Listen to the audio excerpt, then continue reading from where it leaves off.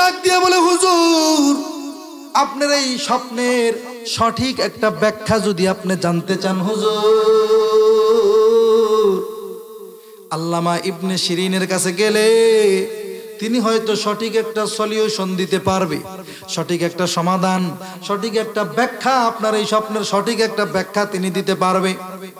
ইমাম মালিক এইবার ডাক দিয়ে বলে, খাদেম রে যাও যাও, তাড়াতাড়ি চলে যাও, তুমি আল্লামা ইবনে সিরিনের দরবারে চলে যাও, আমার এই স্বপ্নের ঘটনাটা তুমি বর্ণনা করবা এবং এটার ব্যাখ্যা জেনে আসবা। কিন্তু খাদেম খবরদার, তার কাছে তুমি আমার পরিচয়টা গোপন রাখবা, তুমি বলবা না যে এই স্বপ্নটা আমি দেখছি, আমার এই ব্যাখ্যাটা জানা দরকার, তুমি শুধু ব্যাখ্যা জানবা, আমার পরিচয়টা গোপন রাখবা। মারহাবা বলে, আর জোরে কোন মারহাবা। তো আল্লাহওয়ালা বুজুর্গ ছিলেন, এত বড় ইমাম ছিলেন, এত বড় আশিক রাসূল ছিলেন, তিনি যে আল্লাহর রাসূলকে স্বপ্নে দেখছেন, তার যে এই চিন্তা চেতনা, এই ভাবনা, এটা তিনি সমাজে প্রকাশ করে বেড়াইতে চান না, এজন্য তার পরিচয়টা গোপন রাখতে বলছে। কথা বলেন, কথা ঠিক কিনা? আর জোরে বলেন, কথা ঠিক কিনা? খাদেম চলে গেছে ইবনে সিরিনের দরবারে। সুন্দর করে লম্বা ঘটনা শর্ট করে দিলাম। ইবনে সিরিনের সামনে যে যুবকটা হাজির হয়ে গেছে, ডাক দিয়া বলে, হুজুর বহুদূর সফর করে আমি আপনার কাছে এসেছি একটা স্বপ্নের ব্যাখ্যা জানার জন্য। কারণ বর্তমান জামানায় সবচাইতে ভালো স্বপ্নের ব্যাখ্যাকারী, শ্রেষ্ঠ স্বপ্নের ব্যাখ্যাকারী আপনি। হুজুর গো, আপনি অনুমতি দিলে সেই স্বপ্নের ঘটনাটা আপনার কাছে বলতে চাই। আল্লামা ইবনে শিরিন রহমাতুল্লাহি আলাইহি চমৎকার ভাবে তাকে অনুমতি দিয়া দিলেন। বলো যুবক, কি এমন স্বপ্নের ব্যাখ্যা তুমি জানতে চাও? এইবার খাদেম ডাক দিয়ে বলে, হুজুর আল্লাহর এক বান্দা, তার দিলের ভিতরে চাহাত হলো তার মৃত্যুটা যেন মদিনায় হয়, আবার এটাও খুব মন চায় যে সে যেন বারবার উমরা হজ করতে পারে। হুজুর এক পর্যায়ে লোকটা আল্লাহর হাবিবকে স্বপ্ন যুগে দেখে ফেলেছে। আরেকবার বলেন সুবহানাল্লাহ। আল্লাহর হাবিব স্বপ্ন যুগে এসে আল্লাহর ওই বান্দাকে এই কথা শোনার পর 5টি আঙ্গুল মুবারক দিয়া আল্লাহর রাসূল ইশারা করেছেন। আল্লাহর রাসূল ইশারা কইরা চলে গেছেন, আর কিছু বলে নাই। হুজুর আপনার কাছে জানতে চাই এই স্বপ্নের ব্যাখ্যাটা কি হইতে পারে? মারহাবা বলেন। এইবার আল্লামা ইবনে শিরিন ডাক দিয়ে বলে, যুবক এই স্বপ্নের অবশ্যই একটা চমৎকার ব্যাখ্যা আছে, আমি এই স্বপ্নের চমৎকার ব্যাখ্যাটাও তোমাকে বলে দিব রে যুবক, কিন্তু একটা শর্ত আছে। বলে হুজুর কি শর্ত? আল্লামা ইবনে শিরিন মুস্কি হাসে আর বলে, যুবক রে, এই স্বপ্নের ব্যাখ্যাটা আমি তোমার কাছে বলার আগে আমি জানতে চাই এই স্বপ্নটা যিনি দেখেছে তার পরিচয় কি? আল্লাহু আকবার বলেন। আমার বন্ধুগণ, যুবকটা এবার ডাক দিয়ে বলে, হুজুর পরিচয় বললে তো কোনো সমস্যা ছিল না, কিন্তু হুজুর যিনি আমাকে আপনার কাছে পাঠিয়েছেন তিনি তো তার পরিচয়টা আমাকে গোপন রাখতে বলেছেন, নিষেধ করে দিয়েছেন, তাহলে কিভাবে বলি? আল্লামা ইবনে শিরিন ডাক দিয়ে বলে, খাদেম, এ যুবক, তুমি যতক্ষণ পর্যন্ত এই স্বপ্ন যিনি দেখেছে তার নাম বা তার পরিচয় যতক্ষণ পর্যন্ত না বলবা, ততক্ষণ পর্যন্ত আমি ইবনে শিরিন এই স্বপ্নের কোনো ব্যাখ্যা দিব না। মারহাবা বলেন। হাসর বেলা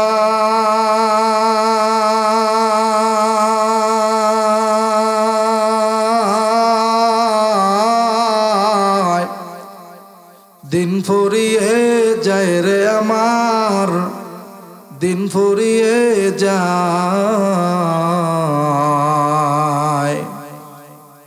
কিসের টাকা কিসের করি তোমার, কিসের বাহাদুরে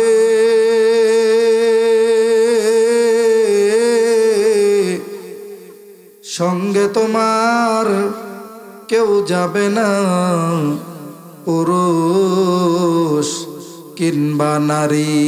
কি বলেন বাপ ভাইরা, ঠিক না বেঠি? একটু জোরে এখন, ঠিক না বেঠি? ওরে মানুষ, তোমরা যেদিন মারা যাবে সেদিন তোমার ছেলে কাঁদবে মেয়ে কাঁদবে রে, কেঁদে বলবে বাপ,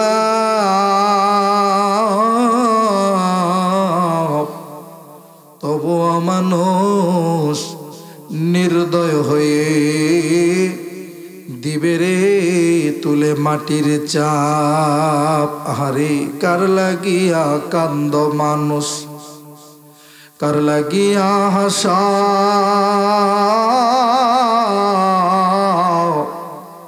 যে তোমারে করছে সৃজন তারেই ভুলে গেছ। কার লাগিয়া কান্দ মানুষ, কার লাগিয়া হাসা,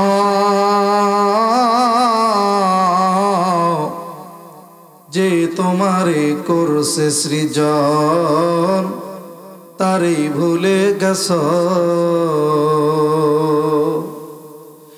এই পৃথিবীর মালিক যিনি, একবার জোরে বলেন মারহাবা। এই পৃথিবীর মালিক যিনি, জপ তারে নিশিদিনী গো, ওর যার হাতেতেই মরণ সবার, যার দয়াতেই বাঁচ। কার লাগিয়া কান্দ মানুষ, কার লাগিয়াই হাস। লা ইন শাকারতুম লাযীদান্নাকুম ওয়া লা ইন কাফারতুম ইন্না আযাবি লাশাদীদ। আল্লাহু আকবার। আল্লাহ বলেন লা ইন শাকারতুম লা আযীদান্নাকুম, যারা আমি আল্লাহর নিয়ামতের শুকরিয়া আদায় বেশি বেশি করবে, আমি আল্লাহ লা আযীদান্নাকুম, তাদের ওই নিয়ামতকে আরো বহুগুণে বাড়ায়া দিব। একবার জোরে কন্না সুবহানাল্লাহ। ওয়ালা ইন কাফারতুম, যদি তারা নাশুকরি করে, কুফরি করে, অকৃতজ্ঞ হয়, নিয়ামত পাওয়ার পরেও শুকরিয়া আদায় যদি না করে, তাদের ওই নিয়ামতের বরকত শুধু কইমা যাবে তা না, আযাবি লাশাদীদ, ভীষণ শক্ত কঠিন আযাবের ব্যবস্থা আমি আল্লাহ তাদের জন্য রেখে দিলাম। একবার বলা যাবে কি নাউজুবিল্লাহ। আল্লাহ পাক আমাদের সকলের নিয়ামতে যেন বরকত বাড়ায় দেয়, আমিন বলেন। আরো জোরে বলেন আমিন। সম্মানিত হাজিরিন, আমার বন্ধুগণ, এই যে আমি তেলাওয়াত করলাম, আপনারা আল্লাহু আকবার বললেন। আল্লাহু আকবার মানে হলো আল্লাহ মহান, আল্লাহ সবচেয়ে বড়, আল্লাহ সবচেয়ে শক্তিশালী, আল্লাহ সবচাইতে বড়। এক বাক্যে বলেন তো আল্লাহ সবচাইতে। আমার বন্ধুগণ, আমার বাবাজিরা, আল্লাহ পাক রব্বুল আলামিন তিনি যে সবচাইতে শক্তিশালী, তিনি যে সবচাইতে বড়, এই কথাটা আমি আর আপনি যেভাবেই বলি না কেন, জোরে বলি বা আস্তে বলি, একটি কথা আমাদেরকে মানতেই হবে বন্ধুরা আমার। কথাটা কি? তামাম জগতের সমস্ত শক্তি যদি আমরা একসাথে করি জড়ো, এরপরেও মানতেই হবে সব শক্তির চাইতে আমার আল্লাহর শক্তি বড়। কথা কোন কথা ঠিক কিনা? নারায়ে তাকবীর, নারায়ে তাকবীর। কোরআন সুন্নাহর আলো, কোরআন সুন্নাহ যেখানে, মসজিদ মাদ্রাসা যেখানে, আলেম ওলামা যেখানে, ওয়াজ মাহফিল যেখানে, গান বাজনা সিনেমার হল, স্টার জলসা, জি বাংলা, বাউল গান, ভণ্ডামি যেখানে,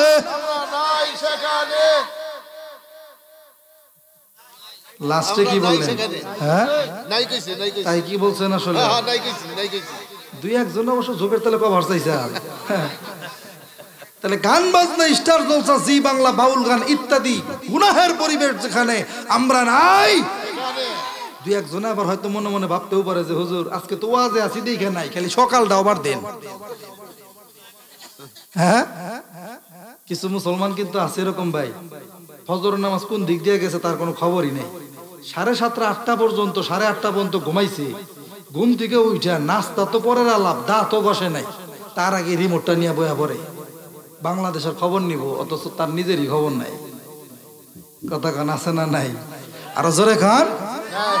মামে সিং এক মাহফিলে স্লোগান দেওয়ার পরে এক মুরব্বী সামনে থেকে বলতেছে, কয় হুজুর কিছু কিছু বেটান রাইছে ওয়াজ হুন তো, এরা সকালে কাজা আদায় করবো। কথাটা বুঝলাম না, মুরব্বী কয় কি রে?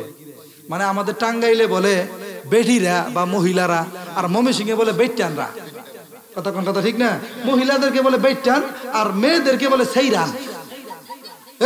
আস্তে কথা কোন কথা ঠিক না?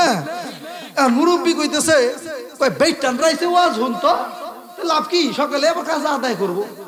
জিজ্ঞেস মুরব্বী কইলেন কি আপনি? কয় হুজুর অনেক মহিলারা আরামের বিছানার মায়া ত্যাগ কইরা এই কনকনা শীতের ভিতরে ওয়াজ ঠিকই তারা শুনতাছে হুজুর, চোখের পানি ফালায় ফালায় তারা কানবো, মুনাজাত করবো, একবার মাহফিল শেষ করেই যাবো, ঠিক আছে। কিন্তু এদের ভিতরেই সবাই একরকম না, 2-4 জন মহিলা এরকম আছে যে ওই যে রাইতে ওয়াজে হওয়ার কারণে যে সিরিয়াল গুলা বাদ পড়লো, এই সিরিয়াল গুলার কাজা বলে আবার সকালে আদায় করুন যায়। কথা বুঝুন মনে হয়? তাহলে মুরব্বী কি কথাটা আসলে একবার খারাপ কইছে? বেড টান রাইছে ওয়াজ হুন তো, সকালে কাজা আদায় করবো, মানে রাত্রে যেটা দেখতে পারলো না ওটা সকালেই তারা দেখে ওই সিরিয়াল দ্বারা পূরণ করবো আর কি। রাগ করলেন আমার কথায়? কষ্ট পাইলেন আপনারা? আহারে, এই এলাকার মা বোনদের হালত আমি জানি না, তাদের সাথে কি আমাদের কোনো দুশ্মনী আছে, কোনো শত্রুতা আছে? এগুলি আমরা বলি হচ্ছে তাদেরকে একটু সতর্ক করার জন্য। আমার বন্ধুগণ, আজকে ঘরে ঘরে স্বামী স্ত্রীর ভিতরে মিল মহাব্বত নাই, ছেলের বউ শ্বশুর শাশুড়ি খেদমত করে না, যায় যায় মিল নাই, এরপরে ভাইয়ের বউ ননদের সাথে মিল নাই, আছে না নাই? একজনের বউ আর একজনের লগে পরকিয়া ইত্যাদি যত ধরনের যে সমস্ত কার্যকলাপ, এগুলা তো ওই সমস্ত সিরিয়াল দেখে শিখছে। কথা বুঝুন নাই মনে হয় না? আহারে, আল্লাহ তাদেরকে হেদায়েত দান করুক, আমিন বলেন। তাদেরকে সহ আমাদের সবাইকে আজকে যেরকম গুনাহের মজলিসে না যায়া দ্বীনের মজলিসে আসি, মৃত্যুর আগ পর্যন্ত আল্লাহ পাক যেন আমাদের সবাইকে সকল প্রকার গুনাহের পরিবেশ থেকে হেফাজত করে, হেদায়েত দান করে। প্রত্যেকটা ঘরে ঘরে আল্লাহ পাক যেন শান্তির হাওয়া, রহমতের হাওয়া, দ্বীনের হাওয়া চালু করে দেয়। একবার মোহাব্বতটা নিয়ে বলেন আমিন, আর ধরে আমিন। আমার বন্ধুগণ, আমি ভূমিকায় বেশি সময় নিতে চাচ্ছি না, কারণ রাত্রি বেজে গেছে 11:05, আর 15-20 মিনিট বা সর্বোচ্চ 25 মিনিট, আধা ঘন্টা সময় দেওয়া যাবে না ইনশাল্লাহ? দেওয়া যাবে কি ইনশাল্লাহ? আল্লাহ আমাদের সবাইকে আজকে কবুল করে ফালাক, আমিন বলেন। তাহলে আমি আপনাদের সামনে আজকে যে আয়াত তেলাওয়াত করেছি, মহাবিশ্বের মহাবিশ্বর মহাগ্রন্থ আল কোরআনুল কারীমের ভিতরে মোট পারা আছে 30টি। জোরে কোন কয়টি? সূরা সংখ্যা 114টি। কোরআনে কয়টি সূরা? মাশাআল্লাহ। তো 114টি সূরার মধ্য থেকে সিরিয়ালের দিক থেকে 31 নাম্বার সূরা, 31, 31। জোরে কোন বাজান, কয় নাম্বার সূরা? 31। সূরাটির নাম হলো সূরাতু লুকমান। মারহাবা বলেন। এই সূরার ভিতরে মোট আয়াত সংখ্যা আছে 34টি। আরেকবার কোন মারহাবা। সূরাটি অবতীর্ণ হয়েছে রাসূল করিম সাল্লাল্লাহু আলাইহি ওয়াসাল্লামের মক্কি জিন্দেগিতে, অর্থাৎ হিজরতের আগে। কোরআনে যতগুলি সূরা আছে আপনারা দেখবেন, সূরাগুলির নামের শুরুতে, কোন সূরার নামের শুরুতে দেখবেন মাক্কিয়া, কোন কোন সূরার শুরুতে দেখবেন মাদানিয়া। কথা বলেন ঠিক না? সম্মানিত হাজিরিন, যেই সূরার আয়াত আমি তেলাওয়াত করেছি, সূরাটি আল্লাহ রাসূলের মক্কি জিন্দেগিতে অবতীর্ণ, মক্কায় অবতীর্ণ মাক্কি সূরা। এই সূরার একদম শেষ আয়াত 34 নাম্বার আয়াত আমি আপনাদের সামনে তেলাওয়াত করছি।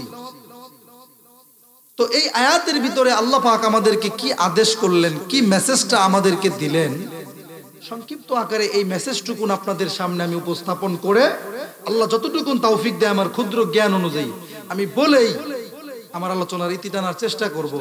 আল্লাহ পাক যেন আমাকে আমলের নিয়তে বলার এবং আমাদের সবাইকে আমলের নিয়তে শ্রবণ করার তৌফিক দেয়, আমিন বলেন।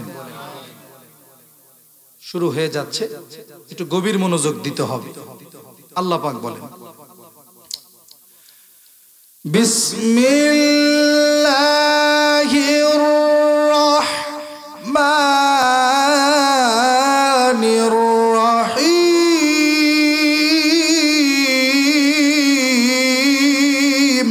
আল্লাহু আকবার। ইন্নাল্লাহা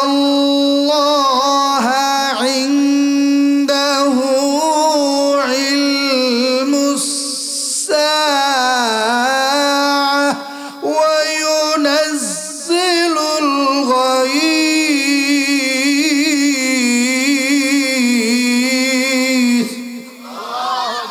ওয়া ইয়া'লামু মা ফিল আরহাম ওয়া মা তাদরি নাফসুম মাযা তাকসিবু গাদা ওয়া মা তাদরি নাফসুম বিআইয়ি আরদিন তামুত।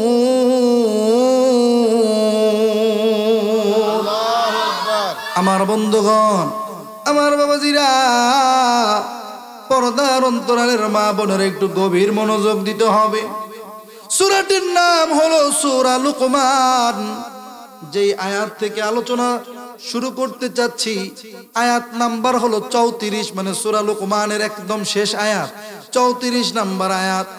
এই আয়াতের ভিতরে আল্লাহ পাক রব্বুল আলামিন 5টি ইলম আর 5টি জ্ঞানের কথা বলেছেন। জোরে কোন মারহাবা, আরো জোরে বলেন না মারহাবা। আমার বন্ধুগণ, কোন 5টি জ্ঞানের কথা বললেন? বলে এই 5টা জ্ঞান আল্লাহ পাক একমাত্র, কেবলমাত্র, শুধুমাত্র তার নিজের কাছেই রেখেছেন। দুনিয়ার কোনো মানুষের কাছে ওপেন করেন নাই, এটাকে নিজের কাছেই গোপন রেখেছেন, নিজের আয়ত্তে রেখেছেন। দুনিয়ার কোনো মানুষ তো দূরের কথা, কোনো নবী পয়গম্বরদেরকেও এই 5টি ইলম, এই 5টি জ্ঞান অগ্রিম অ্যাডভান্স আল্লাহ পাক কাউকে জানায় নাই। সুবহানাল্লাহ বলেন, আর জোরে বলেন না সুবহানাল্লাহ। সম্মানিত হাজিরিন, এই সূরা লুকমানের এই 34 নম্বর আয়াতের যে 5টি ইলম আর 5টি যোগ্যতার কথা, 5টি জ্ঞানের কথা আল্লাহ পাক বলেছেন, কথাগুলি কি স্বতঃস্ফূর্তভাবে খুশি মনে আমলের নিয়তে শোনার জন্য আমরা প্রস্তুত আছি না ইনশাআল্লাহ? আল্লাহ কবুল করুক, আমিন বলেন। এখন এই আয়াতের ভিতরে যে 5টি ইলম আর জ্ঞানের কথা আল্লাহ বলেছেন, এই বিষয়টা আমি আপনাদেরকে আরো ভালোভাবে একটু বোঝাইতে চাইলে ছোট্ট একটা দৃষ্টান্ত আমি কিতাব থেকে আপনাদের সামনে তুলে ধরলে অত্যন্ত সহজেই এই আয়াতের মর্মার্থটা, অর্থটা, বিষয়টা আমরা আয়ত্ত করতে পারবো, বুঝতে পারবো ইনশাআল্লাহ বলেন। আর জোরে বলেন ইনশাআল্লাহ। আমি আপনাদের কাছে জিজ্ঞেস করতে চাই, আপনারা জানেন কিনা যে মুসলমানদের ভিতরে কয়টা মাযহাব আছে বলেন তো? মাশাআল্লাহ, মাশাআল্লাহ, একটু জোরে কোন মারহাবা, আর জোরে বলেন মারহাবা। 4টি মাযহাব আছে, 4 মাযহাবের 4 জন ইমামও আছে। তো আমরা বাংলাদেশের মানুষ শতকরা 95% বলা যায় যেই মাযহাবটার অনুসারী আমরা, এই মাযহাবের নাম হলো হানাফি মাযহাব। মারহাবা বলেন, আর জোরে বলেন মারহাবা। এই মাযহাবের ইমামের নাম হলো নু'মান ইবনে সাবিত। যেই নামটা তার প্রসিদ্ধতা লাভ করছে, যেই নামে, সেই নামটা হলো ইমামে আজম আবু হানিফা রহমতুল্লাহি আলাইহি। আলহামদুলিল্লাহ বলেন। হানাফি মাযহাব, হাম্বলি মাযহাব, শাফিঈ মাযহাব, মালিকি মাযহাব, এই 4 মাযহাবের 4 জন ইমাম। এর ভিতরে মালিকি মাযহাবের যেই ইমাম, সেই ইমামের নাম হলো ইমাম মালিক রহমতুল্লাহি আলাইহি। আলহামদুলিল্লাহ বলেন। ইমাম মালিক রহমতুল্লাহি আলাইহি তিনি অত্যন্ত একজন আশিকে রাসূল ছিলেন। সুবহানাল্লাহ বলেন। আমাদের মুসলমানদের ভিতরে তো অনেক আশিকে রাসূল আছে, নামে আসলে কামে না। রাগ করলেন আপনারা? মানে মুখে বলে যে আমি খুব আশিকে রাসূল, কিন্তু তাকে তার চলনে বলনে, তার কথাবার্তায়, উঠা বসায় বোঝা যায় না যে সে একটা আশিকে রাসূল। কথা বলেন, কথা ঠিক কিনা? গভীর মনোযোগ দিতে হবে।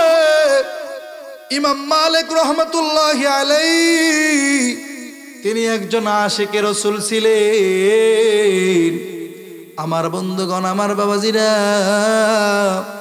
জীবনে একবার ফরজ হজ করেছে, বারবার তার উমরা করতে ইচ্ছে হয়, মন চায়, কিন্তু যায় না। তার দিলের ভিতরে একটা আশা আছে, তার দিলের ভিতরে একটা আকাঙ্ক্ষা আছে।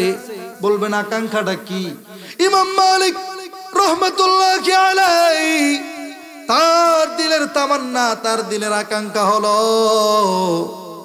আমার মৃত্যুটা যেন মদিনায় হয়, মদিনা নগরীতে হয়, মদিনার জমিনে আমার মৃত্যুটা যেন হয়। যেহেতু আল্লাহর রাসূলের রওজা শরীফ মদিনায়, কথা কোন কথা ঠিক কিনা? এমনই আশিকের রাসূল ইমাম মালিক রহমাতুল্লাহি আলাইহির আশা যে আমার মরণটা যেন মদিনার জমিনেই হয়। আমার বন্ধুরা, আমার বাবাজিরা, পর্দার আড়ালে মা বোনেরা, গভীর মনোযোগ দিয়ে কথাগুলো শুনতে হবে। ইমাম মালিক রহমাতুল্লাহি আলাইহি বারবার উমরা করতে মন চায়, কিন্তু যায় না। উমরা করতে হইলে তো মদিনা ছাইরা তাকে মক্কায় যেতে হবে। কথা বলেন, কথা ঠিক কিনা? তার দিলের ভিতরে ভয়, আমি উমরা করব, উমরা করার জন্য মদিনায় থেকে মক্কা সফর করব। আমার মৃত্যুটা যদি মক্কার জমিনেই হয়ে যায়, আর আমার দাফন কাফনটা যদি ওখানেই হয়ে যায়, তাহলে তো আমার মনের আশা যে আমি মদিনার জমিনে ঘুমাইতে চাই, আল্লাহু আকবার বলেন, তাহলে তো এটা পূরণ হবে না। এই পেরেশানি আর টেনশনে তার আশা মদিনার জমিনেই যেন তার কবর হয়। আবার এটাও আশা হয় যে বারবার যদি আমি উমরা হজটা বারবার যদি করতে পারতাম, কিন্তু যায় না ভয়ে। কখন জানি মইরা যায়, কখন কার কোথায় কিভাবে মৃত্যু হবে আমরা কি কেউ বলতে পারবো ভাই? আরো জোরে বলেন, বলতে পারবো? আমার আপনার মৃত্যুটা আমার আপনার ঘরের ভিতরে হবে না মৃত্যুটা ঘরের বাহিরে হবে? মৃত্যুটা কি হসপিটালে হবে না রোড অ্যাক্সিডেন্টে রোডের ভিতরে হবে? আমার আপনার মৃত্যুটা কি আমার স্বদেশে হবে, মানে নিজের দেশে হবে না বিদেশে হবে? এই কথা আমরা কেউ বলতে পারবো না। কথা কোন কথা ঠিক কিনা? আমার বন্ধুগণ, ইমাম মালিক রহমাতুল্লাহি আলাইহি বারবার এই কল্পনা জল্পনা করে, সব সময় এই টেনশন পেরেশানি তার ভিতরে। যেহেতু তিনি একজন আশিকের রাসূল, একদিন এশার নামাজের পর অতি তাড়াতাড়ি সুন্নাহ মোতাবেক খানা পিনা শেষ করে উনি তাড়াতাড়ি বিছানায় ঘুমাইতে গেছে। কিছু নফল ইবাদত করে দরুদ শরীফের আমল কইরা ডান কাত হইয়া দোয়া পড়ে, ঘুমের একটা দোয়া আছে, অনেকেই পারেন আপনারা, আল্লাহুম্মা বিইসমিকা আমুতু ওয়া আহইয়া। কথা বলেন, অনেকেই পারেন না আপনারা? ঘুমের একটা দোয়া আছে, ডান কাত হয়ে ঘুমানো সুন্নাত। ঘুমানোর আগে বিছানাটা একটু সুন্দর করে পরিষ্কার করে নেওয়া সুন্নাত। আমার বন্ধুরা, লম্বা করলে লম্বা হয়ে যাবে। আল্লাহ পাক যেন আমাদের সবাইকে আল্লাহ রাসূলের প্রত্যেকটা সুন্নতের ইত্তেবা করার তৌফিক দেয়, সুন্নতকে পরিপূর্ণরূপে মানার তৌফিক দেয় প্রত্যেকটা কাজে। জোরে বলেন আমিন, আরো জোরে বলেন আমিন। ইমাম মালিক রহমাতুল্লাহি আলাইহি ডান কাত হয়ে সুন্নত তরিকায় ঘুমায় গেলেন। রাত্রি যখন গভীর হয়ে গেল, হঠাৎ করে ঘুমের ঘরে স্বপ্ন যুগে আমার আপনার জানের জান, আমার আপনার প্রাণের প্রাণ, সাইয়্যিদুল মুরসালিন, খাতামুন নাবিয়্যিন, আশরাফুল আম্বিয়া, জনাবে মুহাম্মাদুর রাসূলুল্লাহ, সকলেই বলেন সাল্লাল্লাহু আলাইহি ওয়াসাল্লাম, নবীজি ইমাম মালিক রহমাতুল্লাহি আলাইহির স্বপ্ন যুগে এসে সাক্ষাৎ দিয়ে ফেলাইছে। আল্লাহু আকবার বলেন। বিশ্ব নবীকে যদি স্বপ্ন যুগেও এই জামানার কোন উম্মত দেখতে পারে গো, তার জন্য জাহান্নামটা হারাম, জান্নাত ওয়াজিব হয়ে যাবে। সুবহানাল্লাহ বলেন, আর জোরে বলেন না সুবহানাল্লাহ। কি বলেন? আমাদের ইচ্ছা নাই যে আল্লাহ রাসূলকে যেন অন্তত স্বপ্ন যুগে একটাবার দেখতে পারি? এরকম ইচ্ছা আমাদের হয় না ইনশাআল্লাহ? যদি এই ইচ্ছা আমাদের ভিতরে হয়, তাহলে আল্লাহর রাসূলের সুন্নত পরিপূর্ণ রূপে মানতে হবে। কথা বলেন, কথা ঠিক কিনা? আর জোরে বলেন, কথা ঠিক কিনা? আমার বন্ধুগণ, আমার বাবাজিরা, আল্লাহর হাবিব সাল্লাল্লাহু আলাইহি ওয়াসাল্লাম বলেছেন, মান আহাব্বা সুন্নতি ফাকাদ আহাব্বানি ওয়া মান আহাব্বানি কানা মাই ফিল জান্নাহ। সুবহানাল্লাহ বলেন, আর জোরে কন্না সুবহানাল্লাহ। আরবি শুনছেন তো, অনেকে বুঝেন নাই, এজন্য সুবহানাল্লাহ বলতে চান নাই। এখন বাংলাটা বলি, দেখেন আল্লাহ রাসূল বলেন যে যারা আমি নবীর সুন্নতকে ভালোবাসলো, মোহাব্বত করলো, সুন্নতের উপর অনুসরণ করলো, তারা যেন ফাকাদ আহাব্বানি, আমি নবীকেই ভালোবাসলো, নবীকেই মোহাব্বত করলো। সুবহানাল্লাহ বলেন। ওয়ামান আহাব্বানি, আর যারা আমি নবীকে ভালোবাসলো, ভালোবাসবে, কানা মাই ফিল জান্নাহ, তারা আমি নবীর সাথে একসাথেই জান্নাতে থাকবে। সুবহানাল্লাহ, একটু জোরে বলেন সুবহানাল্লাহ। আমার বন্ধুগণ, শুধু তাই নয়, আল্লাহর হাবিব অন্য হাদিসের ভিতরে ইরশাদ করেন, লা ইউমিনু আহাদুকুম হাত্তা আকুনা আহাব্বা ইলাইহি মিন ওয়ালিদিহি ওয়া ওয়ালাদিহি ওয়ান নাসি আজমাইন। আল্লাহর হাবিব বলেন, লা ইউমিনু আহাদুকুম, ততক্ষণ পর্যন্ত তোমরা পরিপূর্ণ মুমিন হতে পারবে না। বলে কতক্ষণ পর্যন্ত? বলে যতক্ষণ পর্যন্ত তোমাদের ছেলে মেয়ে, স্ত্রী, তোমাদের বাবা মা, তোমার দুনিয়ার সমস্ত কিছুর চাইতে আমি নবীকে যতক্ষণ পর্যন্ত বেশি ভালো না বাসতে পারবা, ততক্ষণ পর্যন্ত তোমরা পরিপূর্ণ মুমিন হতে পারবে না, ঈমানদার হতে পারবে না। জোরে কোন নাউজুবিল্লাহ। তাহলে পরিপূর্ণ ঈমানদার আর মুমিনের খাতায় নাম লেখাইতে চাইলে আল্লাহর হাবিবকে পরিপূর্ণ রূপে ভালোবাসার দরকার আছে না নাই? সবচাইতে বেশি ভালোবাসার দরকার আছে না নাই? আল্লাহ পাক আমাদেরকে তৌফিক দান করুক। জোরে কোন আমিন। ইমাম মালিক রহমাতুল্লাহি আলাইহি স্বপ্ন যোগে দেখলেন আল্লাহর হাবিব এসে ইমাম মালিককে মৃদু আওয়াজে মিষ্টি কণ্ঠে ডাকতেছে, এই ইমাম মালিক, সব সময় তোমাকে টেনশন করতে দেখা যায়, বিষণ্ণ মন মানসিকতা তোমার দেখা যায়। তুমি কি এত টেনশন? তোমার ভিতরে কি এমন পেরেশানি? সব সময় কি জানি খালি টেনশন করো। আরে ইমাম মালিক, কি হয়েছে বলবা কি? ইমাম মালিক আল্লাহর হাবিবকে দেখার লগে লগে তাস করে শোয়া থেকে বসে গেছেন। স্বপ্নের ভিতরেই আল্লাহর হাবিবকে বলতেছেন, ইয়া রাসূলুল্লাহ, ইয়া হাবিবাল্লাহ, নবীজি, আমার দিলের ভিতরে একটা আশা যে আমার মৃত্যুটা যেন মদিনায় হয়, মদিনা নগরীতে যেন আমার মৃত্যুটা হয়, আর আমার মৃত্যুর পরে আমার দাফন কাফনটাও যেন মদিনার জমিনেই হয়। আরেকবার বলেন সুবহানাল্লাহ। কিন্তু ইয়া রাসূলুল্লাহ, ইয়া হাবিবাল্লাহ, নবী গো, আবার আরেকটা আশা আমার দিলের ভিতরে খালি ঘুরপাক খায়। বলে সেটা কি? বলে ইয়া রাসূলুল্লাহ, আমি একবার ফরজ হজ পালন করেছি, আমার মনটা চায় আমি যেন বারবার উমরা হজটা পালন করতে পারি। কিন্তু ইয়া রাসূলুল্লাহ, উমরা করতে হইলে তো আমাকে মদিনা ছাইরা মক্কায় যাওয়া লাগবে। আমি যদি উমরা করতে চাই, মদিনা ছেড়ে আমাকে মক্কায় যাওয়া লাগবে। আমার দিলের ভিতরে ভয় হয়, আমার মৃত্যুটা যদি সেখানেই হয়ে যায়, আর আমার দাফন কাফনটা যদি মদিনায় না হয়, এই টেনশনে আমি আর উমরা করতেও যেতে পারি না, যাই না, আমার মন আর সায় দেয় না। এই পেরেশানিতে আমি ভুগতেছি।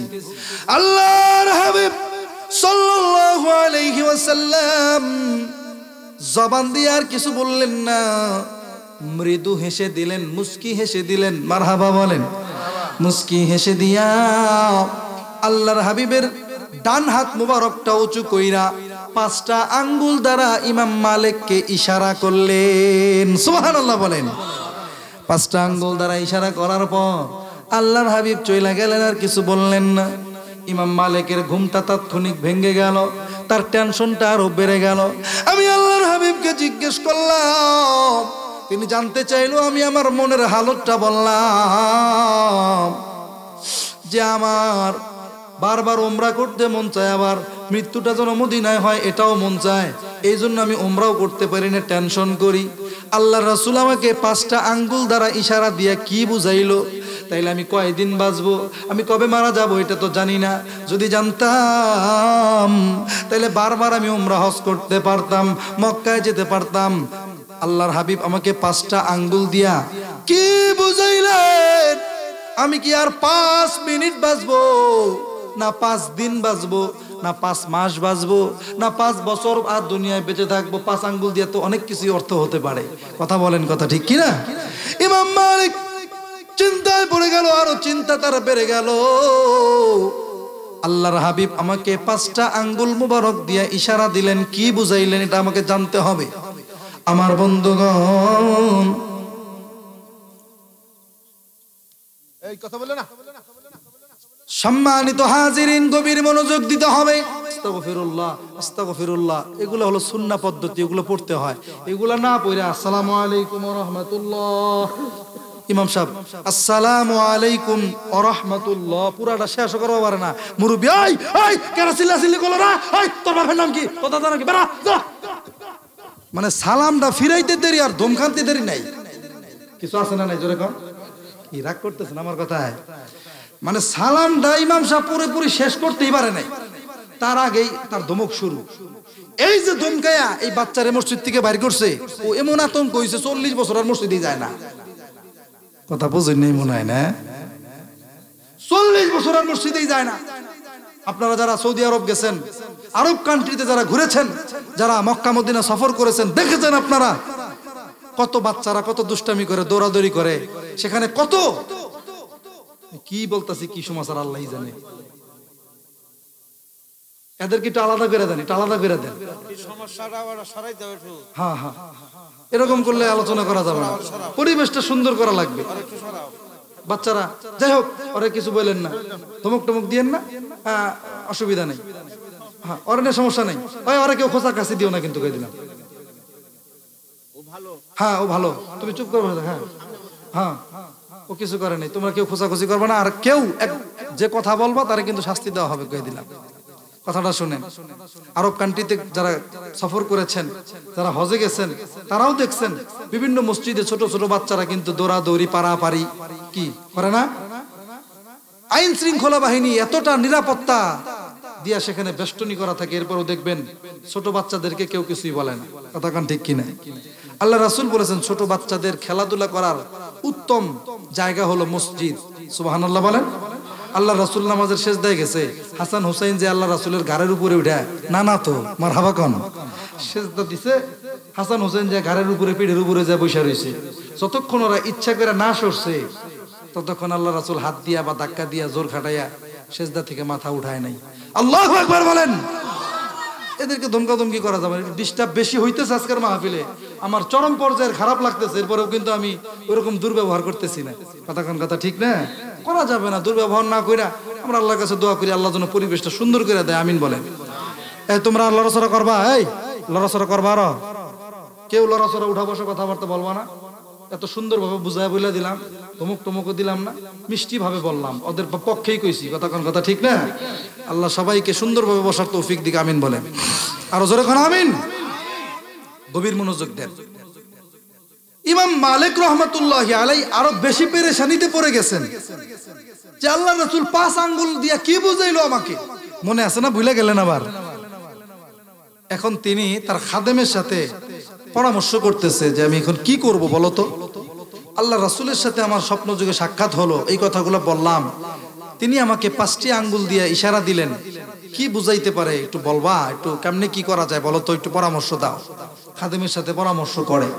খাদেম বলতেছে, হুজুর আমাদের এই জামানার সবচাইতে বড় স্বপ্নের তাবিরকারক, মানে স্বপ্নের ব্যাখ্যাকারী, তার নাম হলো আল্লামা ইবনে সিরিন রাহমাতুল্লাহি আলাইহি। মারহাবা বলেন।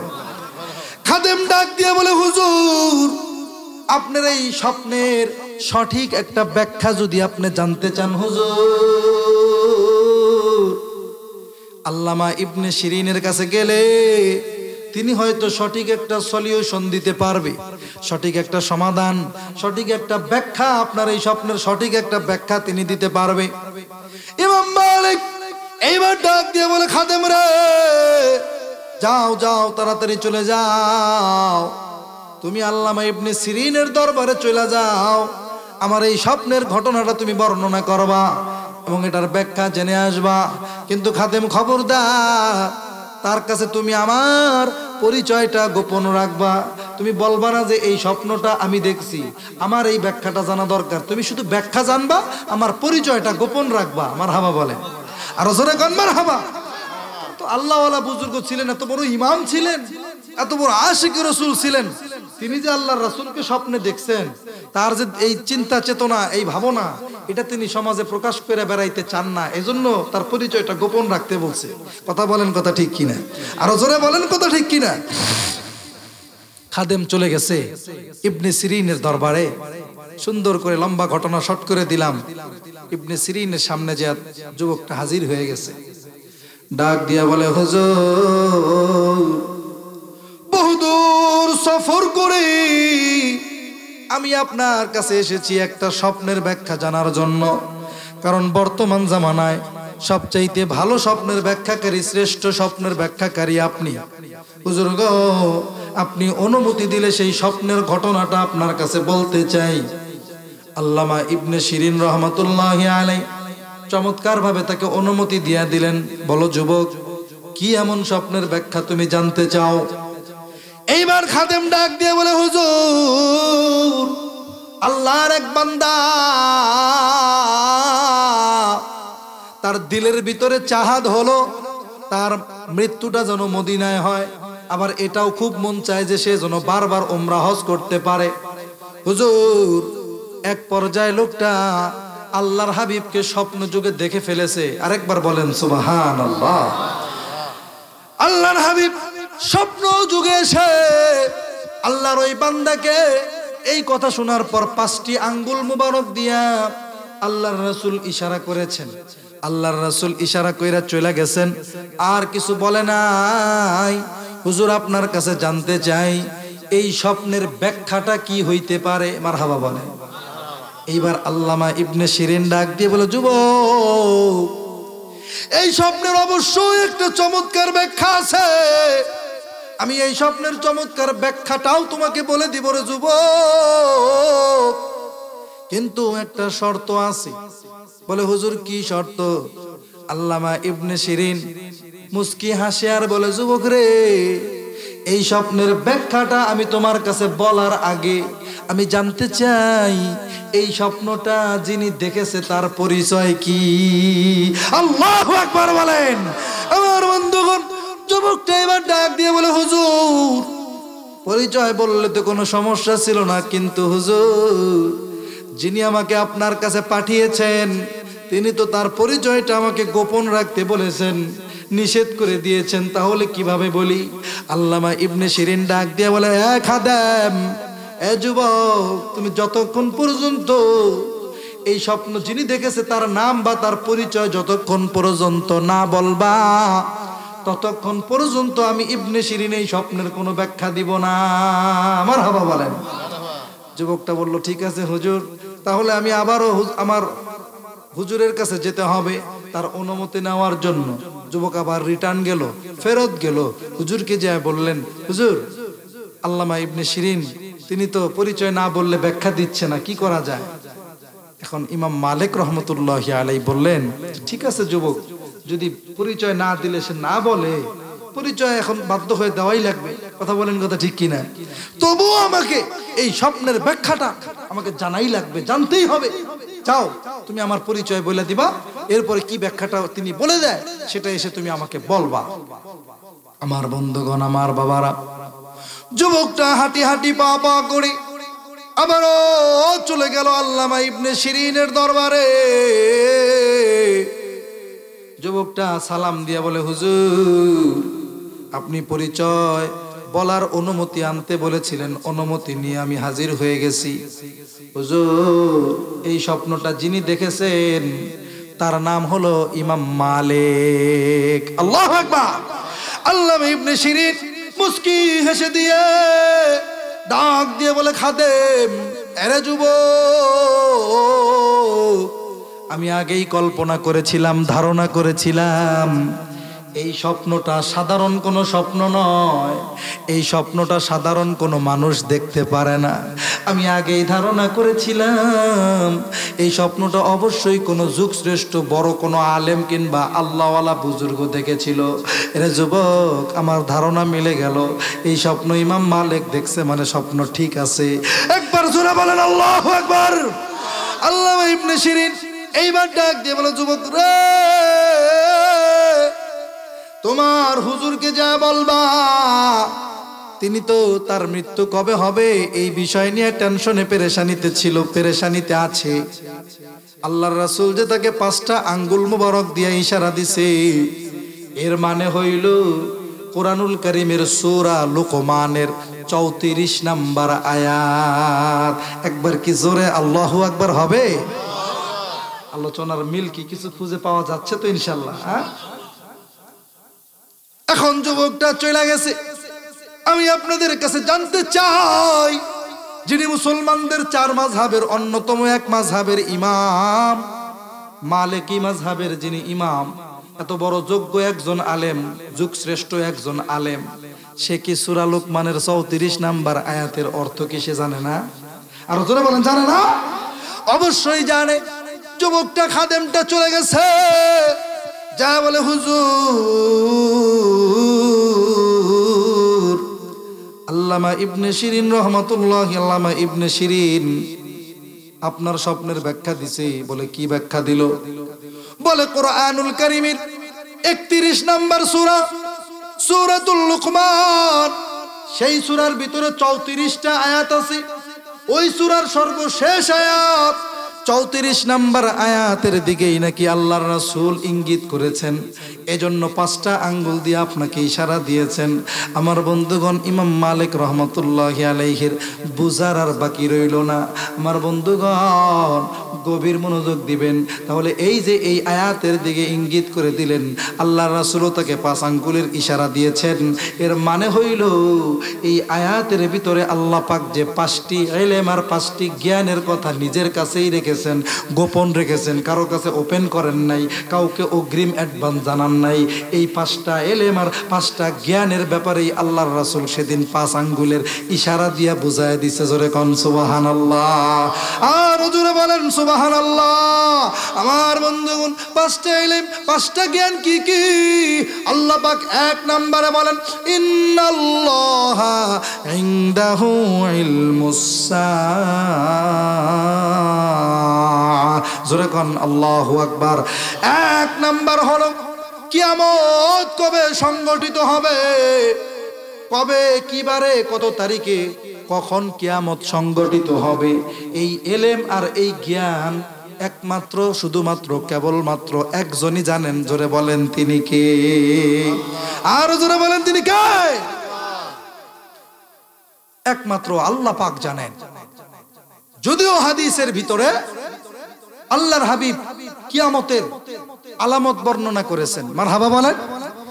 কিছু আলামত কে বলা হয় বড় আলামত, কিছু আলামত আছে কিয়ামতের ছোট আলামত, কিয়ামতের আলামতে কুবরা, আলামতে সুগরা। শুধুমাত্র সেই বিষয় নিয়ে আলোচনা করতে গেলেও মিনিমাম 2 ঘন্টার প্রয়োজন, সেদিকে যেতে চাই না। সংক্ষেপে বলতেছি, কিয়ামত আসলে কবে হবে, কোন টাইমে হবে, এটা একমাত্র যিনি জানেন তিনি কে? আরো জোরে বলেন। অনেক সময় দেখছি আমরা, ছোট সময়ও দেখছি, কিছু কিছু গুজব সরে, সরতো, মুরব্বীরাও ভালো জানবেন যে এরকম গুজব সরতো যে আগামী শুক্রবারে কিয়ামত হবে রে। এখন যার পুঁজিতে, যার ঝুলিতে যা আছে, ভালো মন্দ, ভালো ভালো বাজার ঘাট করে খাওয়া শুরু করছে। আগামী শুক্রবারে যদি কিয়ামত হয়ে যায়, ধ্বংস হয়ে যাবো, তাহলে খাবো কারা? কি মুরব্বীরা এরকম শুনছেন না আগে বহু, যে অমুক শুক্রবারে কিয়ামত হয়ে যাবে। যে যাই বলুক না কেন, আসলে কিয়ামত কবে হবে এই জ্ঞান, এই নলেজ, এই ইলম একজনের কাছে। জোরে আরেকবার বলেন, তিনি কে? ইন্নাল্লাহা ইনদাহু ইলমুস সাআ ওয়া ইউনাজ্জিলুল গায়স ওয়া ইয়ালামু মা ফিল আরহাম ওয়া মা তাদরি নাফসুম মাযা তাকসিবু গাদা ওয়া মা তাদরি নাফসুম বিআইয়ি আরদিন তামুত। একবার বলেন আল্লাহু আকবার। ওয়া ইউনাজ্জিলুল গায়স, কবে কখন কোথায় কতটুকুন পরিমাণ বৃষ্টি নাজিল হবে একমাত্র একজন জানেন, তিনি কে? বলবেন হুজুর আবহাওয়া অধিদপ্তর থেকে তো অনেক সময় অনেক ধারণা আমাদেরকে জানায় যে আগামী 3 দিন বাংলাদেশের অমুক অমুক জেলায় অমুক অমুক থানায় হালকা দমকো থেকে দমকো হাওয়া বয়ে যেতে পারে। কি বলেন? এরকম ধারণা দেয় না? তারা কিন্তু নিশ্চিত ভাবে বলতে পারে না যে আগামীকাল বাংলাদেশের অমুক অমুক জেলায় অবশ্যই 100% এই পরিমাণ বৃষ্টি হবে। এরকম ভাবে কি তাদের বলার ক্ষমতা আছে? আরো জোরে বলেন, ক্ষমতা আছে? তাদের ধারণা বা তাদের যে খবর এগুলি অনেক সময় ভুল হয়ে যায়, মিথ্যা প্রমাণিত হয়ে যায়। বলছে অমুক অমুক জায়গায় আগামী 15 দিন পর্যন্ত কোনো বৃষ্টির আশঙ্কা নাই, দেখা গেছে পরের দিনই মুষলধারায় বৃষ্টি হয়েছে এলাকায়। কথা বলেন, কথা ঠিক কিনা? আরো জোরে বলেন, ঠিক কিনা? অতিবৃষ্টি অনাবৃষ্টি দুইটাই আল্লাহর গজব। দেখবেন কোন কোন এলাকায় খুব বৃষ্টির প্রয়োজন, কিন্তু মাসের পর মাস চলে যায়, ফসলগুলি ভালোভাবে হচ্ছে না, ফসল নষ্ট হয়ে যাচ্ছে। একটু বৃষ্টি হলে খুব উপকার হতো। হাওয়াটা মানে অনাবৃষ্টি, মানে এটা একটা ওই এলাকার জন্য একটা গজব। কথা কি বোঝা যাচ্ছে আমার বন্ধুগণ? আর অতিবৃষ্টি, যতটুকুন বৃষ্টি প্রয়োজন তার চাইতেও অনেক বেশি বৃষ্টি হয়। বিভিন্ন ধান ক্ষেত, গম ক্ষেত, বিভিন্ন ফসলি জমি একদম ডুবে যায়। কি বলেন, এরকম হয় না? আরো জোরে বলেন, এরকম হয় না? সেটা হলো আবার অতিবৃষ্টি, সেটাও গজব। এজন্য আল্লাহর কাছে আমরা সব সময় উপকারী রহমতের বৃষ্টি কামনা করব। আল্লাহ কবুল করুক, আমিন বলেন। আরো জোরে বলেন আমিন। ওয়া ইউনাজ্জিলুল গায়স, দেখবেন বাড়ি থেকে বের হয়েছেন, আত্মীয় বাড়ি যাবেন, আকাশে কোনো মেঘ নাই, কিছু নাই, সঙ্গে ছাতাও নেন নাই, আধা কিলো গেছেন, হঠাৎ করে মুষলধারে বৃষ্টি শুরু হয়ে যায়। কি বলেন, হয় না? বাজারে গেছেন বাজার করতে, ব্যাগ ভর্তি বাজার, বাড়িতে আসবেন, রান্না হবে, খাওয়া দাওয়া করবেন, মুষলধারে বৃষ্টি শুরু হয়ে গেছে বাজারে। 1 ঘন্টা বৃষ্টিতে আটকা পড়ে বসে রইলেন। বাজার থেকে রওনা হয়েছেন, বাড়িতে আসার আগেই রাস্তায় দেখতেছেন যে কোনো কোনো জায়গায় 1 ফোঁটাও হয় নাই বৃষ্টি, বা আপনার বাড়িতে আসতে আসতে একদম রোদ, কোনো বৃষ্টি 1 ফোঁটাও হয় নাই। কি বলেন, এরকম হয় না? তাহলে আপনি এক জায়গায় বসে থাকবেন, ওখান থেকে বিভিন্ন চড়া ক্ষেত যে দেখা যায়, বড় বড় জমিগুলা, এক জায়গায় বসে আছেন, 1 ফোঁটাও বৃষ্টি হইতেছে না, কিন্তু চড়া ক্ষেতের মাঝখানে মুষলধারে বৃষ্টি পড়তেছে। এরকমই দেখা যায় কি যায় না বলেন? তাহলে ওই ইউনাজ্জিলুল গায়স, কবে কখন কোথায় কতটুকুন পরিমাণ বৃষ্টি নাজিল হবে একজন জানে, তিনি কে? ওয়া ইয়ালামু মা ফিল আরহাম, মাতৃ রেহেমের ভিতরে, মাতৃগর্ভের ভিতরে কি আছে এটা একমাত্র আল্লাহ জানে। মাতৃগর্ভের ভিতরে বাচ্চাটা কোন বাচ্চা আছে, কি বাচ্চা, কেমন বাচ্চা আছে, একমাত্র আল্লাহ জানে। আপনারা বলতে পারেন হুজুর 5-6 মাস হয়ে গেলে, 7 মাস হয়ে গেলে প্রেগনেন্ট মহিলাদেরকে আল্ট্রাসনোগ্রাম করাইলে আল্টার মাধ্যমে তো ডক্টর একটা ধারণা দিতে পারে যে আপনি ছেলের বাবা হতে যাচ্ছেন, অথবা আপনি হয়তো মেয়ের বাবা হতে যাচ্ছেন। কথা বলেন, কথা ঠিক কিনা? এরকম প্রশ্ন আমাদের দিলের ভিতরে আসতে পারে। তাফসিরে ইবনে কাসিরের ব্যাখ্যায় লিখেছে, আমার বন্ধুগণ, আমার বাবাজিরা, পর্দার আড়ালের মা বোনেরা গো, মাতৃ রেহেমের ভিতরে বাচ্চাটা ছেলে না মেয়ে, যদিও বর্তমান জামানায় আল্ট্রাসনোগ্রামের মাধ্যমে একটা ধারণা তারা দিতে পারে, এরপরেও কিন্তু দেখবেন 3 বার আল্ট্রা করছে, 3 বারই বলছে আপনি ছেলের বাবা হবেন, কিন্তু বাচ্চা হওয়ার পরে দেখা গেছে বাচ্চাটা ছেলে না হইয়া মেয়ে হইছে। কি এরকম হয় কি হয় না জোরে বলেন? আমার এলাকায় এক মহিলার ঘটনা, একটা ক্লিনিকের মাধ্যমে আমরা শুনতে পেরেছিলাম যে কোনো একটা প্রবলেমের কারণে, যদিও বেশি বেশি আলট্রা করা মহিলাদের জন্য অনেক সময় ক্ষতিকর, এরপরেও প্রায় 7-8 বার আলট্রা করছে, প্রত্যেকবার মহিলারে বলছে যে আপনার মেয়ে হবে। কোনো বার বলছে ঠিক মতো বোঝা যায় না, বাচ্চাটা উল্টা হয়ে আছে, আফসা আফসা বোঝা যায়, ভালোভাবে বোঝা যায় না, স্পষ্ট বোঝা যায় না। আবার বেশিরভাগই বলছে যে আপনি মেয়ের বাপ হবেন। বাচ্চাটা হইছে, দেখছে ছেলে হইছে, আলহামদুলিল্লাহ বলেন। ছেলে দেওয়ার মালিক কে? আরো জোরে কোন? মেয়ে দেওয়ার মালিক কে? আমার বন্ধুগণ, আপনারা বলতে পারেন আল্ট্রাসোনোগ্রাম করলে এই ধারণা দিতে পারে। তাফসীর ইবনে কাসিরের ভিতরে লিখেছে, যদিও ডাক্তাররা এই ধারণাটুকুন দিতে পারে ছেলে হবে না মেয়ে হবে এটা বলতে পারে, কিন্তু আল্লাহ পাক এই আয়াতের ব্যাখ্যায় এই বিষয়টাই বুঝাইছেন, এই আয়াতের দ্বারা এই বিষয়টাই বুঝাইছেন যে ওই মাতৃরেহেমের ভিতরে যেই বাচ্চাটা রয়েছে এই বাচ্চাটা কি নেককার হবে না বদকার হবে, এই বাচ্চাটা কি সুস্থ বাচ্চা হবে নাকি এই বাচ্চাটা অসুস্থ বাচ্চা হবে, বাচ্চাটা কি বিকলাঙ্গ বাচ্চা হবে না অবিকলাঙ্গ বাচ্চা হবে, এই সব কিছু একমাত্র একজন জানে। একটু জোরে বলেন তিনি কে? আরো জোরে বলেন না তিনি কে?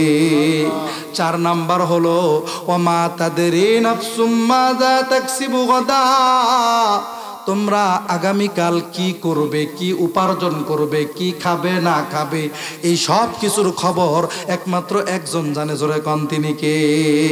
আরো জোরে বলেন তিনি কে? আমার বন্ধুগণ, আমার সখীপুর থানার বাপ ভাইরা, গভীর মনোযোগ দিয়ে বুঝতে হবে। দেখবেন আল্লাহর কোন বান্দা বাজার থেকে বড় একটা রুই মাছ ক্রয় করছে, বাড়িতে নিলে সুন্দর কচি একটা লাউ কিনছে, নতুন নতুন লাউ নেমেছে বাজারে, রুই মাছ ক্রয় করছে, তাজা একটা রুই মাছ, বড় একটা লাউ কিনেছে, বাড়িতে নিয়ে যাবে, বাড়িতে রান্না হবে, খুব মজা করে খাবে। কিন্তু দেখা গেল কি, অনেক সময় দেখা যায় আল্লাহর বান্দা বাড়ি পর্যন্ত যাওয়ার আগেই রাস্তায় স্ট্রোক করছে, বাড়িতে না নিয়ে আল্লাহর বান্দারে হসপিটালে নিয়ে গেছে, সুস্থ হয়ে আর ফিরতে পারে নাই, ইন্তেকাল করেছে। হয় কি হয় না? এরকম হয় না বাজার? জমিনে ফসল আবাদ করেছে, সিদ্ধ শুকনা ভাঙ্গানি টাঙ্গানি সব কিছু কমপ্লিট, গোলার ধান গোলা ভরপুর করেছে, একদম ভিতরে সবকিছু ঠিকঠাক, এই ভাত রান্না হবে, আল্লাহর বান্দা খাবে, দেখা যায় দুনিয়া থেকে চলে যেতে হয়, ওই তার হাতের চাউলের ভাত আর তার খাওয়া নসিবে জুটে না। কি বলেন, হয় কি হয় না? আরো জোরে বলেন, হয় কি হয় না? আগামীকাল আমরা কোথায় যাব, কি খাবো না খাবো, নিয়ত করছি আমার বাড়িতেই খাবো। সখীপুর গেছি একটা কাজে, একটা চাচাতো ভাই অথবা একজন বন্ধুর সাথে, ফ্রেন্ডের সাথে সাক্ষাৎ হয়ে গেছে হঠাৎ। এখন ফ্রেন্ড এমন ভাবে ধরছে, দুপুরের খাবার না খেয়ে আর আসতে দিবে না, জোর করে বাসায় নিয়ে গেছে, অথচ নিয়ত করে গেছেন যে বাড়িতে আইসা খাওয়া দাওয়া করবেন। বাধ্য হইয়া কিন্তু ওই বন্ধুর বাসায় যায়, চাচাতো ভাই মামাতো ভাই ফুফাতো ভাইয়ের বাসায় যায় দুপুরের খাবারটা আপনাকে খেতে হয়। রিজিকের ফয়সালা যিনি করেন তিনি কে? আরো জোরে বলেন। নিয়ত করেছিলাম আমি আমার বাড়িতে খাবো, কিন্তু আল্লাহ আমার রিজিক লিখে রাখছে আজকে দুপুরবেলা আমার বন্ধুর বাসায় বা আমার কোনো এক আত্মীয়র বাসায়। কথা বলেন, কথা ঠিক কিনা? বুঝতে হবে ওমা তাদরি নাফসুম মাযা তাকসিবু গাদা, যে আগামীকাল আমি কি খাবো, কি করব, কি উপার্জন করব, এটা আমি বলতে পারবো না, একমাত্র এই জ্ঞান একজনের কাছেই। আরেকটা বার মোহাব্বত নিয়ে বলেন না তিনি কে? এরপরে 5 নাম্বার ইলম আর জ্ঞানের বিষয় হলো, আল্লাহ পাক বলেন ওয়ামা তাদরি নাফসুম বিআই আরদিন তামুত। আল্লাহু আকবার। কবে, কখন, কোথায়, কোন অবস্থায় কার মৃত্যু হবে এটা কে জানে? আরো জোরে বলেন। অনেক সময় দেখা যায় ঢাকা ফেরিঘাট থেকে লঞ্চ ছেড়েছে, বরিশাল যাবে। গত 2 বছর আগে 3 বছর আগে একটা ঘটনা এরকম শুনেছিলেন যে লঞ্চটা ছেড়ে দেওয়ার পরে সেই লঞ্চের ভিতরে আগুন ধরে অধিকাংশ মানুষ ইন্তেকাল করেছিল। কি এরকম খবর শুনছেন না আপনারা? আচ্ছা আপনারা বলেন তো, এই লঞ্চে যারা উঠেছিল টিকিট করে বাড়িতে যাওয়ার উদ্দেশ্যে, তারা যদি জানতো যে এই লঞ্চটা ছেড়ে দেওয়ার পরে মাঝখানে গেলে বা কিছু দূর আগাইলে এটাতে আগুন ধরবে, আমি আর নামতে পারবো না, বাঁচতে পারবো না, আগুন ধরে মরে যাব, এটা জানলে কি কেউ ওই লঞ্চে উঠবে? উঠতো? জোরে বলুন, উঠবে? উঠবে না। অতএব কত মানুষ বিদেশ গেছে কামাই রুজি রোজগার করার জন্য, প্রবাস জীবনে, প্রবাস অবস্থায় অনেকের মৃত্যু হয়। কি বলেন, কথা ঠিক না? খুব নিয়ত করেছে যে আগামী 2-3 মাস পরে বাড়িতে আসবে, বিয়ে শাদী করে নাই, তার গার্ডিয়ানরা তার জন্য পাত্রী টাত্রী সবকিছু দেখে রাখছে, শুধু বাড়িতে আসলেই তার বিবাহ বন্ধন হবে, বিবাহের পিড়িতে বসবে, সে বিবাহ বন্ধনে আবদ্ধ করায় দেওয়া হবে তাকে তার অভিভাবকদের পক্ষ থেকে। কি আনন্দ, কি খুশি! বিয়ের বাজার ঘাট 4-5 মাস আগের থেকে সে ওই দেশে করা শুরু করছে, ঘড়ি কিনছে, তার ওয়াইফের জন্য গয়নাগাটি কিনছে, নানান মার্কেট টার্গেট সবকিছু করে কমপ্লিট, ভিসা টিসা সব রেডি, কিন্তু আল্লাহর বান্দা জীবিত অবস্থায় আর বাড়িতে আসতে পারে না। ওখানে আল্লাহর হুকুম হয়ে যায়, দুনিয়ার থেকে চলে যায়, বাড়িতে এসে বিয়ে করবে, এর পরিবর্তে বাড়িতে তার লাশটা ফিরে। কি বলেন, হয় কি হয় না?